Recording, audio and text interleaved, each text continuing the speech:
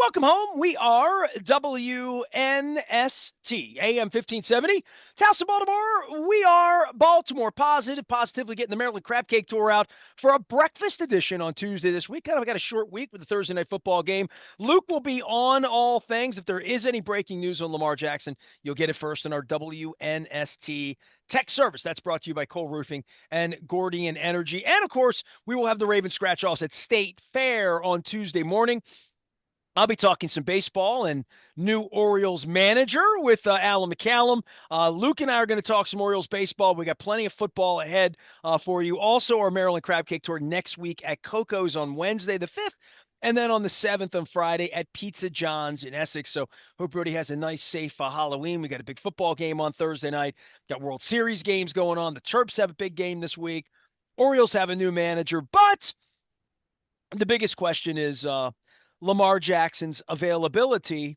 Best ability is availability. Luke Jones joins us now. He is Baltimore Luke, of course, and was in the Kevin Byrne press box up under the victory arches for the Ravens' victory over the Bears, which we went a lot through the game, right? And a pass rush and this and that and Snoop. I mean, a lot of Snoop and all of that. Lamar and our conversations all of last week, Monday, Wednesday, Thursday, Friday, full participant. I got that text from you. I'm thinking, well, he's playing, good. He ran the offense. He didn't run the offense. They're not honest.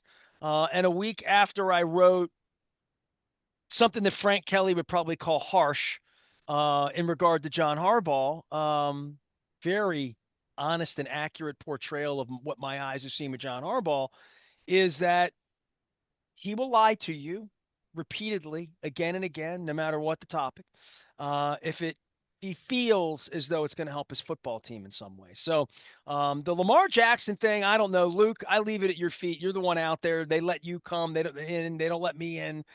So you can chronicle whatever they're telling you, and then you and I have to figure out whether what they're telling us is honest or not, because that's just where we are. And the NFL's there right now, and the point spread moved 5 points, enough to make the FBI get involved if we didn't have some goof running the FBI right now like we do, which a day and a half after all the gambling stuff last week, you and I haven't even gotten into that with the NBA. You're a bigger NBA fan than I. I don't know, man. You got a credential. You're in on this. You're there to report on this accurately for the gamblers, for the football people, for everybody. And when they give you false information, and then call it an honest mistake, I mean, they're just so dishonest. I'll just leave it at that, and I'll let you take the ball and run. I mean, few things here, and I'm going to kind of go through the timeline from my perspective, but it was something that was just so avoidable from the standpoint of it didn't change anything from the standpoint of him being listed as questionable. The Bears were going to continue to prepare for Lamar Jackson because you have to, right? You can think someone's not going to play. And to your point, we talked about this in the aftermath of last Monday after Lamar wasn't out there on Monday. And we talked about it again after Lamar came out late, not late, but late during the viewing portion on Wednesday. But it was pretty evident he wasn't doing a whole lot. And I said to And that you, was like, kind of like for show. well, I mean, I don't know if it's so much for show, but it was very clear that it was. And I said this to you, but they that he clearly wasn't. are trying to put on a show out there. I mean, they are, but at the same time, like if Lamar plays, if he plays against Miami, and look, Adam Schefter has indicated he's going to. Jay Glazer has indicated. We'll see, right? I mean, I'll believe it when he's playing, right? I mean, that's where we are at this point. We have 3 different years of this happening. But if he is going to play Thursday night, just humor me on that. He does need to ramp up and have practice time. And with it being a Thursday night game, they don't really practice this week, right? So there is something to the idea that even if he was never realistically or definitively going to play against the Bears, that if he were to then be able to play against the Dolphins, there's the idea that he was going to have to log some practice time during Bears week, because you're just not there's a walkthrough Monday night or Monday late afternoon. There is a light practice at most on Tuesday. and then you have a walkthrough Wednesday, and then you're flying to Miami, right? I mean, that's how a Thursday night road game schedule works. So even Lamar Jackson isn't going to sit out for a month and then just return to a game, right, without any meaningful practice time. So that being said, we had talked about this last week when we had reconvened after they practiced on Wednesday. I think everyone thought, okay, well, he was limited, but hey, all systems go. And and it wasn't just me, as anyone who was out there pumped the brakes and said, hey, he didn't come out right away. If you looked at how they were distributing the reps, it was Tyler Huntley and Cooper Rush, and then Lamar taking a couple reps here and there on Wednesday. Thursday, he did more, but it was still of that nature. I mean, you could flat out see practice video from some of the photogs, the local news photogs that are out at practice on Thursday. You could see that Tyler Huntley was the one taking the snaps from Tyler Linderbaum, and while Lamar was taking snaps from Corey Bullock, their backup center. That's a tell, right? So there was more than enough smoke indicating, hey, this is not anything close to a sure thing that Lamar's playing on Sunday. However, when you say he's full go on Friday and fully acknowledging, look, I've said this over and over, and this is why I don't tell people much when they ask me on Twitter or Facebook, how's so-and-so looking at practice? We don't see a whole lot, right? We don't get this. We only see the beginning of practice when, I mean, a lot of the starters are trickling out while they're doing special teams work. Guys like Lamar, even if he's at 100%, you're not going to see him doing full-blown sprints or anything like that during the open portion of practice. So you can't really gauge, all right, like how good is the hamstring, right? Yada, yada, yada. So there's always some ambiguity. There's always some uncertainty there. There's always as unrevealing as the injury report is from a standpoint of, okay, you have DNP did not participate. That means someone doesn't practice whatsoever. You have full participation. And then what covers the range in between those two extremes? Limited. So when you say he's full on Friday, it does change things from the standpoint of, oh, I mean, if he's full, and I've done this long enough, I've covered an NFL team for 15 years on a full-time basis. Typically, and I'm not counting someone coming back from an ACL, someone coming back from a 2-month injury. Typically, if you're talking about someone coming back from a short term or even a medium term, and if we want to call this Lamar Jackson hamstring injury a medium term injury at this point because he's missed 3 games, then fine.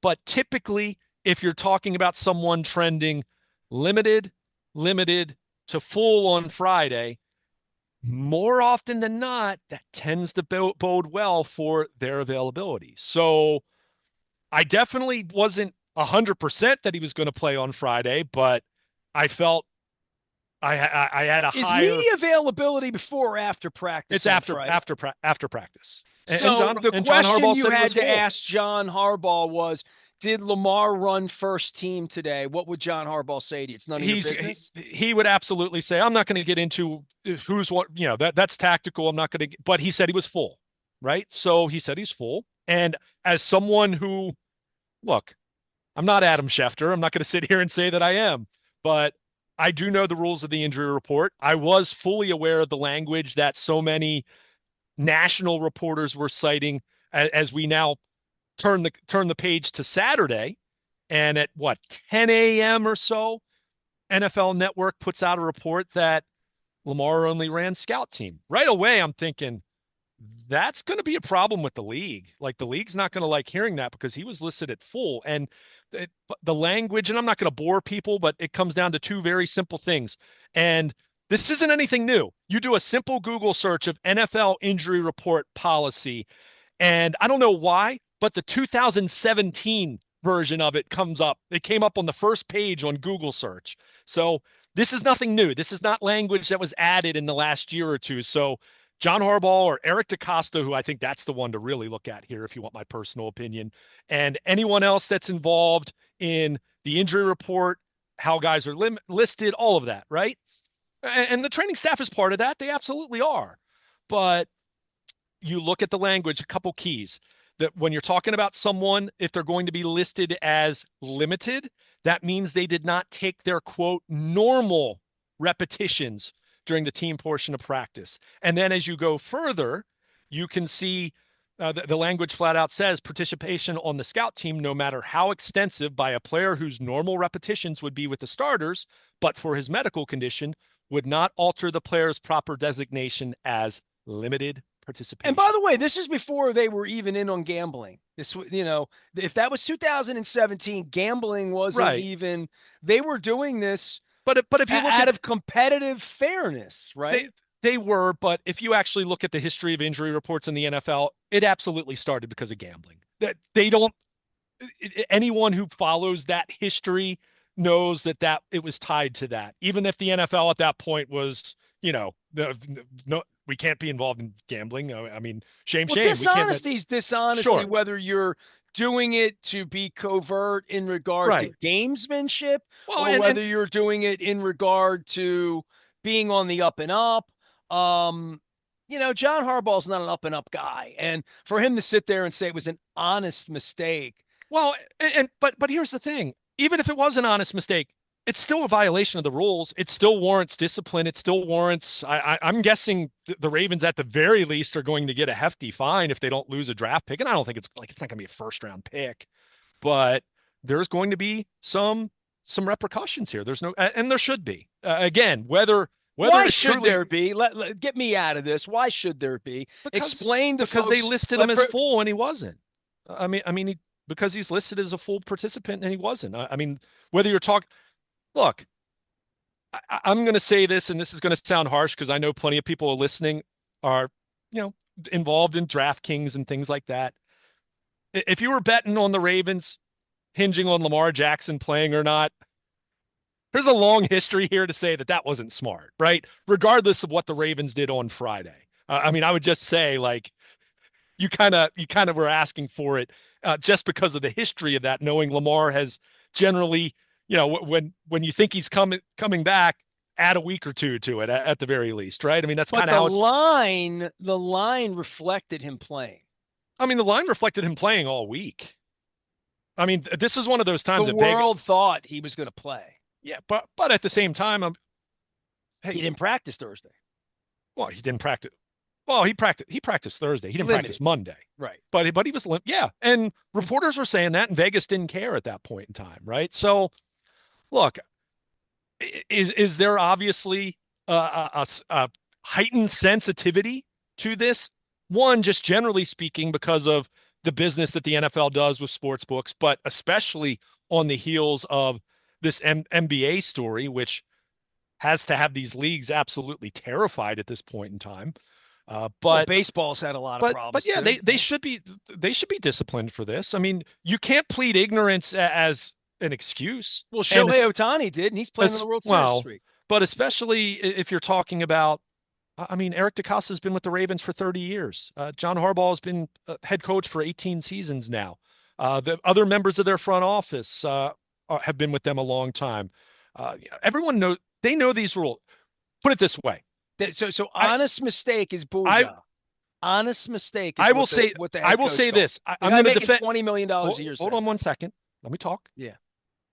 I will say this. I will give John Harbaugh this slightest benefit of the doubt from the standpoint of there have been times when John Harbaugh doesn't necessarily reflect knowing like roster rules in and out, right? In the sense that Eric DeCosta would need to know them. For example, I'll give you an example. Emory Jones, the rookie third-round pick, had been on the non-football injury list. He had a 21-day practice window that when that expires, you either need to put that player on the 53-man roster or he stays on basically IR for the rest of the year. John Harbaugh was asked about that, and he didn't really seem to have a clear explanation of what the roster machination would be, like what they would do procedurally. So can I sit here and say that John Harbaugh 1,000% knows every single word of language in the injury report policy?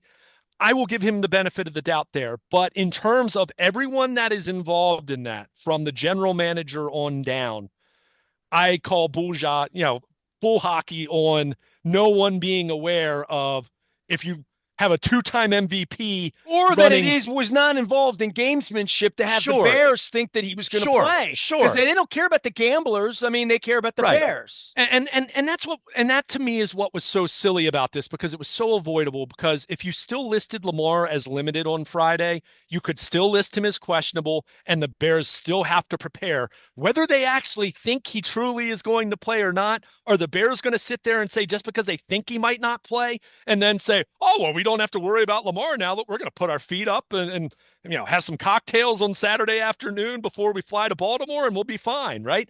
So it was an avoidable thing, because I can also say, because I made this mention about the sequence of limited, limited, full, and generally that bodes well for a player returning. I can also cite countless examples of a player being limited, limited, limited, and then playing on Sunday, because I've seen that happen plenty. So whether, I certainly reject honest mistake from the collaborative process. Even if John Harbaugh wants to cite that he didn't know specifically about that part of the injury report policy, those involved, someone knew. Dude, the organizational dishonesty is what my piece was about 2 weeks ago, in regard to they'll lie about anything if they think it helps them win football games. And that's really. And by the way, a lot of teams will do that. To be very clear, whether that's right or not. Well, that's why you put guardrails and rules in, so that they don't do things, and that they're on the up and up. Yeah. And they're not hiding things from the media, the fans, their competitors, gambler, whomever, right? Yeah. Like, in a general sense. That's a standard that I can honestly say they fail. And they fail repeatedly. John has been caught many times. The last time he got pissed off at you and called me screaming at me about you was in regard to them playing hokey pokey with practice times.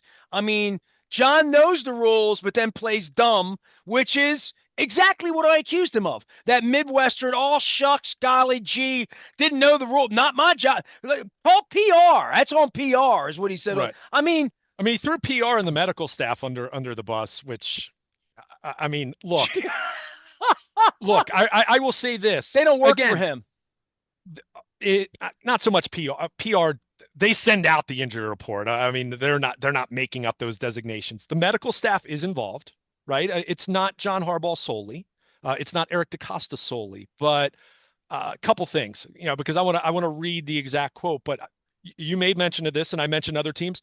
Pittsburgh, Mike Tomlin, right? I mean, a team that's held to a high standard. They were fined back in 2019 for not disclosing that Ben Roethlisberger had an elbow injury that ultimately he had to have season-ending surgery then as a result. They didn't report that. So this does happen, and the league fined Tomlin $25,000 and fined the Steelers $75,000 at the time. So there is precedent for these types of things happening other than Baltimore. That's not excusing the Ravens. Well, Tomlin stepped out in front of Jacoby Jones, and it still doesn't. Sure, exactly. I mean, look, and again, I'm not saying that to excuse the Ravens. I'm just saying there are lots of teams that do this, right? And to your point, that's why you have guardrails. But I want to read what John Harbaugh specifically said about this, because in the interest of fairness, I'll put his words right out there. So, he was asked about what happened. He was asked about what went into Tyler Huntley ultimately being the starter, but he said the other part of it, and he's referring to the injury report, I'm not involved in those rules. I don't know those particular rules. I think in their defense, he practiced a full practice. I think they felt like because he did the same number of reps, it was a full practice. But when you dig in and you read the rule, at the end of the day, it wasn't right. So that's what it was. That's why as soon as we found out, we changed it. Then the obvious follow-up question was what? Who's they? Right? He said they. I asked, John, you said who was they? Who makes that decision? And then that's when he said that's in the training room and the PR on the other side. It's not on the football side, which that's completely incorrect. Medical side. That's a lie. That's not incorrect. Oh. Incorrect is an inadvertent error. He is misleading you. He is lying to all of Nestor, us. I don't. Can I finish the quote? But he's accountable, and he's not showing accountability. It is on him, and he does know the damn rule. Damn, Jack Nicholson that. You damn well know the rules, John. Stop.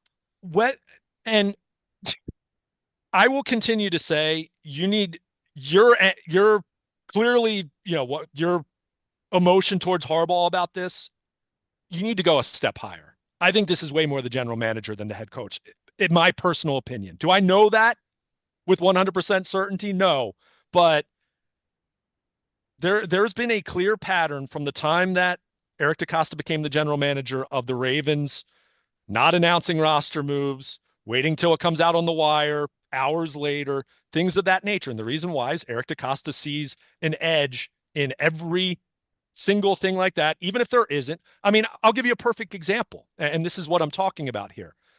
Tyler, John Harbaugh did announce on Friday, if Lamar wasn't playing, that Tyler Huntley would start. He did announce, which that was peculiar at the time, a little not peculiar, unexpected, let's say. So then he was asked if Tyler Huntley was going to go on the 53-man roster. Now, the Ravens could have elevated Huntley. He had one more practice squad elevation, but they had waived Zaire Mitchell-Payton, the reserve tight end who was filling in for Patrick Ricard here over the first 6 games of the season. They had waived him, so they had an open roster spot. And John Harbaugh was asked that. He was asked, and he said, I haven't been given clearance to say that we're doing that, only for the Ravens to then do it 2 hours later. I don't know what competitive edge in the world that is, but because they already said he was going to play. He was either going to be elevated or he's going to be moved to the 53-man roster. So I think, a lot of what you're expressing towards John Harbaugh, and to be clear, I'm not saying this absolves John. He's part of this. By the way, and I still think this is where I'm going to fight with you, because I think I'm right, because I know both of these men exceedingly well. I think John runs the relationship, and I think in the end of the day, John edges this along because it's his paranoia. I think Eric does way more of that than you're saying. I mean, I 1,000%. Wow. Eric does way more of that than you think. Okay. I mean, I just do. Because I've seen it. When Ozzie Newsome was the general manager, the Ravens announced their roster moves when it was time to announce roster moves. There are plenty of times now where they don't announce roster moves at all, and I've got to wait. Let me be clear. This isn't me saying woe is me, but reporters have to wait until the NFL transaction sheet is put out, which is usually around 5 o'clock, but sometimes it can be as late as 6 or 7 o'clock, right? Even though that goes out at 4 o'clock around the league. So again, I don't really see what the competitive edge, if anything, is there, right? I mean, it's like a contrived advantage that you're trying to think that you have. I think that's way more Eric DeCosta driven. I've seen a very distinct shift when comparing John Harbaugh being the head coach for the last 18 years and Eric DeCosta being the general manager the last 6 or 7 years. And I would say to you that when Ozzie went away, John went in and said to Eric, okay, why are we reporting this stuff? Why what do we don't have to, we shouldn't, let's skirt the rules. Although to be honest, why do we need Nestor here? Why do we need to tell the truth? Why do we need to have press conferences? Why does our locker room need? Why does the guy that drops the ball in the goal, and why does he have to stand in front of the meet? Like, I hear John, to me, I think Eric's way more. I think you're letting Eric off the hook big time. Okay. Well, I don't want to do that. Lord knows. I mean, I'm just, and because you see conversations happen. I'll give you another part of, just to pull back the curtain a little bit. Friday, after practice, we waited at the podium for John Harbaugh. He was talking with Eric DeCosta and a member of PR for 10 or 15 minutes before, I'm sure they were talking about what they wanted to say about Lamar. I mean, it's just that simple.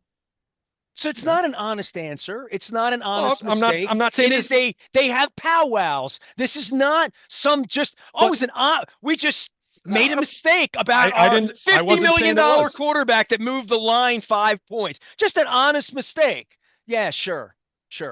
Yeah, I mean, I just and to be the clear, league's calling them out on this now. Sure, it's very clear. One thing for me to write an angry thing 2 weeks ago about Justin Tucker, just little things like 16 women, just things that as an organization they've been sleazy. Just sleazy was the word I used. At this point, when the NFL gets a hold of them this week on this issue with a 2-time MVP, that they made it appear as though he was going to play, and then made it appear as though he ran first team offense once they threw all of you out of there on Friday. Dude, it's dishonest. It's sleazy. Yeah. It's not coy. It's not gamesmanship. It's dishonest. That's what it is. And they look at it as the way they do things. It's the way they do things. And it's sad. I mean, as I sit here and wear purple. But they're getting called out on it by pretty much everybody as they right now. should, as they should. I mean, they're going to get disciplined, and they should be disciplined for it, because even if it was an honest mistake, that's not an excuse. I mean, an I could make an honest mistake if I'm going 20 miles over the speed limit. I'm just not paying attention, right? And I'm not doing it to be facetious, but I kind of space out and I don't notice that the speed limit went from 55 to 40 and I'm going 60. I deserve a ticket. I mean, it's just, whether I say it's an honest mistake or whether I was doing it on purpose because I was in a rush to get somewhere, right? I mean, that's how life works. So this was not an honest mistake. I don't disagree. I don't think it was an honest mistake either. That's a dishonest answer. I am just saying, a dishonest mistake. I am just saying that I think your direct criticism, blaming John solely for it, I think you're completely wrong on that. Okay. I think it's way more. I think it's Eric and John. So being how strong, well, I don't disagree. You say Eric and John. You won't involve Eric because it's Eric's department, and I'm not disagreeing. I'm saying it's probably more led by John in regard to this is the way we're going to do it. Maybe. No, I don't. No, I think you're letting Eric off the hook way too. And I don't want to do that. Believe me, I don't. No, I'm just saying. I think. Put it this way. Who do I think is more likely to know all of those rules to a T? I would say the general manager. Now, that doesn't mean John Harbaugh is excused from. I mean, he's been part of putting together injury reports for 18 years. John Harbaugh, as much as he plays this dumb guy, he's not. And to say, well, how could I know the rules? Dude, you're the head coach of the team 20 years. Stop with this. And somebody in PR, somebody down the hallway would come to you and say, dude, people are gambling on this, John. We can't, it's one thing to lie to Jeff Zrebiec and Jameson and Luke and kick them out here and pretend that Luke's practicing because we want to F with the Bears defense. I get that, but we can't do this, John. This isn't what we do. Sure. In the same way that John and Eric could have gone down and said to Chad Steele, we don't throw media members out of here, dude, which is not what we do. There's nobody in there to say we don't issue press releases and chase reporters around telling them that they can't do honest journalism. We don't do that here, but they do that there. They do a lot of things there they shouldn't do. And, we don't take $600 million of money from people and never even tell them what we're going to do with the money.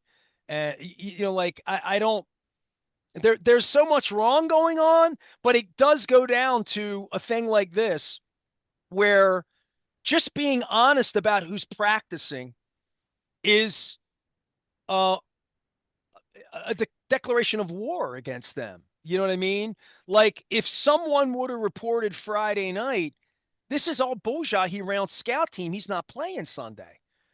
That used to be reporting, right? I mean, and knowing guys in the locker room and texting people. And I know you and I last week, you bird up Wednesday when Kyle Hamilton was asked about Lamar on the field, and there was a weird pregnant pause about, hey, what are they telling you and what am I supposed to say? Yeah. And that was in the middle of the week, and I know that was a tell for you. It's a tell that he did next to nothing on Wednesday, which by the way, that is allowed, right? You are absolutely allowed to have a player come out there and that is within the rules. I will not take them to task for that whatsoever in terms of if he goes out there and throws one pass, he can be listed as limited. That's fine. But the problem is when he is limited and you list him as full. Are they doing that in an effort to put on a show? Or are they doing that in an effort to get him ready to play on Sunday? But every team does that. Look, gamesmanship is legal. Gamesmanship is absolutely okay. There isn't this, all teams do this, right? It's why we see guys listed as questionable all the time around the league because the idea that teams will talk about it in terms of if we have to give our game status designation for Sunday's game on Friday afternoon. If so-and-so hypothetically recovers to this degree, he's got a chance to play. Players will be listed as doubtful, and we know doubtful means a player. You list someone as doubtful, you might as well list them as out, right? I mean, how many times around the league per year do you see someone that's listed as doubtful and they play on Sunday? Like, I can't remember the last time the Ravens listed someone as doubtful and they actually played. I mean, it's been that long. I don't know if it's happened during my time as a reporter. So, but the point is with that, there is wiggle room within the language, right? Like I said, limited can mean one rep. Limited can also mean every rep minus one, right? I mean, that's a wide range, and that's why this was such a unnecessary thing that they stepped into here. I mean, they just, they brought this on themselves. Like, I don't want to say like, I agree. I reject it being an honest mistake, but it was an unnecessary measure because even if you still listed Lamar as limited on Friday, it was still 3 limited practices in a row. You absolutely still can list him as questionable under those Every football terms. fan in the world went to bed Friday night thinking he was going to play Sunday, and they knew he wasn't. So, but that's I mean, that's all I'm saying. Like literally, right. That's how because dishonest it was, because it was just they were dishonest because they're trying to rook the Bears into thinking that they would be playing Snoop Huntley or playing Lamar. Excuse me. But my point with what you mentioned on Wednesday with Kyle Hamilton, and that was again his reaction there. You could kind of tell that to me that wasn't about dishonesty from the organization. That was trying to figure out just how limited he was, and that was a tell to me that he was very limited on Wednesday, right? So there's nothing wrong with that. Nothing. I will absolutely reject any notion that right there is dishonest from the standpoint of how all these teams operate, understanding this is a highly competitive environment, understanding that yes, there is wiggle room and flexibility within the rules for gamesmanship, for being a little bit coy. There's no doubt, but there is a line that's crossed, and they crossed the line when they listed Lamar as full on Friday. No question about that, and that's why the league's looking at this. If Lamar had been listed as limited on Friday and listed as questionable on Friday, and then ultimately was ruled out, or Adam Schefter gets it at 11 p.m. Saturday night that Lamar is out. Was there a moment last week where they thought that he was going to play? I mean, was there one moment where he ever walked on the field or walked into a training room and and even in the aftermath, it was this 2 game. The doctors thought 2 and 5 days would be too much, and and that's a variable. It absolutely, as I said to you, even the idea that even if in Lamar's mind the plan all along was Miami, then he's going to need to at least get a little bit of work in the previous week because you're not going to have. Well, how long are you going to fake the Bears out into believing he's playing and the line and the world? How long are you going to play that game when you knew Wednesday, Thursday, Friday, when he's out running scout team Friday, he's not playing? You issue a scouting report that says full, which gives you the idea that he's playing. Like, how long are you going to play that game? In the old days, in John's old man world, when his brother played football, that was that was just let the buyer beware. I don't think that the league can be in on that with gambling. I mean, you and I aren't gamblers, right? The reason people are hawked out on all of this is how much money that 5 points moves the line, and the mafia can't move a line 5 points, dude. You know what I mean? They can't have John Harbaugh and Eric DeCosta in on it. I mean, I hear you. I'm not sure what you're wanting them to do other than like what I said very explicitly is you can't list them as full. No, but my point, they were completely fine until they listed him as full on Friday. They did nothing wrong. I will push back and I'm not saying they did. I'm saying that there comes a witching point. The line on Friday. Yeah, there's a witching point where that report comes out and says, "What is he?" And you're being dishonest about it. Like literally, that's all. On Friday, yeah, sure. But what I'm saying is and then call it an honest mistake. But this is where it was completely unnecessary because they didn't have to do that. If they listed him as listed him as limited on Friday and he was questionable for Sunday's game, they were fine. Well, we all sit here and talk about the gamesmanship part of this. I mean, Pittsburgh, they're regarded as a classy organization in your mind, right? Except when he was tripping Jacoby Jones, and I'll bring that up every time because and that's fine. No, but my point is they did it 6 years. Like This has happened before, but when you cross the line, yeah, you're going to get disciplined. You should be disciplined. There's no question. To go back to what you said, because you asked me, was there any point during the week where they thought he was going to play? I get the sense that coming back from the bye week, I think they thought. Now, thought is the key word here. I don't think they knew. I think they thought Lamar was going to practice last Monday. And look, when you're talking about a hamstring, it's not a broken bone, right? It's not a ligament that requires surgery and extensive rehab, right? When you have these soft tissue injuries, Patrick Ricard's a great example of this. When Patrick Ricard hurt his calf in mid-August, the Ravens did not have any thought. He did not have any thought that he was going to miss the first 6 games of the season. But it's a soft tissue injury, and he even confirmed this after Sunday's game when he made his season debut, mentioning that in passing. But he mentioned right around the very end of August, going into game week for week 1, he had a setback. Now, even at that point in time, they didn't think he was going to miss 4 games, so they didn't put him on IR, but it ended up being slow healing. There ends up being this frustrating pattern sometimes with these soft tissue injuries, hamstrings, calves, groins, things like that, right? So I think there was a lot, I know there was a lot of optimism that Lamar was going to be on the practice field last Monday and have a really good chance to play against the Bears. It didn't manifest, right? It didn't happen. He practiced some. Even Wednesday, like I said, it was kind of a late arrival in the practice field. Some of the reaction, I'm not sure that everyone involved with the team and all was entirely sure he was going to be on the practice field until he showed up on the practice field. So was there some of that going on? Was there some of maybe they were hoping he'd give it a go this past week and Lamar, wasn't ready? Which again, these injuries, we have to be very careful. And I've cited this before. This doesn't apply to you, but this applies to 45 and unders football fans who grew up playing John Madden video games, where someone has an injury and it says it's 2 weeks, and then they don't play those 2 games, and then they're back, and it's like it's not thought of ever again.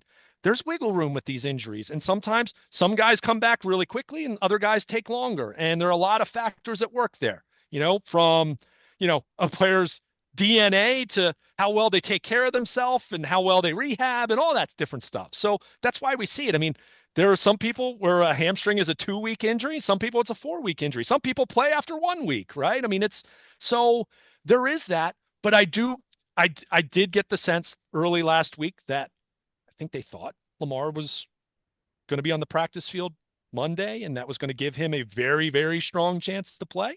And that didn't happen. And then he practiced some, but I think there was even still and I don't want to put a percentage on it, but I think there was still even a hope that Lamar on Friday or Saturday was going to say, hey, I feel great. Let's go. And I'm not, let me be clear, me saying that, I'm not putting that on Lamar Jackson either. Like, let's not make this that pressuring someone to come back and play before they're ready to play, right? I mean, I'll leave that to fans and that kind of speculation. But, I don't think they, put it this way, I don't think they, last Sunday night, when they knew the players were going to be back in the building, that they thought at that point that there was zero chance that Lamar was going to play against the Bears. I don't get that sense at all. I think there was absolutely optimism. Expectation might be strong, but I think there was a lot of optimism that he would. And then, when he wasn't out there Monday, it kind of set the tone for, that optimism waning. And he was limited Wednesday and Thursday. And like I said, if you listed him as limited on Friday with what he did, you still could have listed him as questionable. The Bears still would have prepared for Lamar to play. And then he's ruled out. And the league wouldn't have thought twice about anything that went on, because that happens around the league every week with any number of players. That's part of NFL injury report culture and gamesmanship. That's part of it. But when you cross that line and you list him as full when he clearly was not, that's when the league gets involved, especially on the heels of 24, 36 hours after an absolutely massive scandal in the NBA comes out with the FBI involved. So yeah, They stepped in it, and I'm in agreement with you. I would reject the sentiment that it's an honest mistake. And whoever we're going to blame here, like it's everyone that's involved in that process. But for me, I look at Eric DeCosta and John Harbaugh. Sure. He is Luke Jones. We are getting ready for new management with the Orioles this week. We got World Series games every week, every night this week. Also, we have Raven scratch-offs to give away Tuesday morning. We're going to be at State Fair in Catonsville. Come on out, say hello. I'll be there all morning. Alan's going to come by, talk about the new manager as well. We're also going to be at Coco's next Wednesday in the afternoon, and then next Friday at Pizza John. So double duty next week for the Maryland Crab Cake Tour, presented by the Maryland Lottery. Had a lucky batch here. We've been at Costas, we've been at Fadley's, we've been doing some stuff here in recent weeks as we're getting ready for pumpkin spice to turn to candy canes. We got scented candy cane tickets coming down the line from the Maryland Lottery. My friends at GBMC stopped by this week. I've been talking to them. They're doing our injury reports as well. And of course, the injury report pretty paramount as we get ready for the Miami Dolphins on Thursday night. Luke will be in and around, and I might even be having some lunch with friends this week. I'm Nestor. We are WNST, AM 1570, Towson, Baltimore, and we never stop talking. Baltimore positive.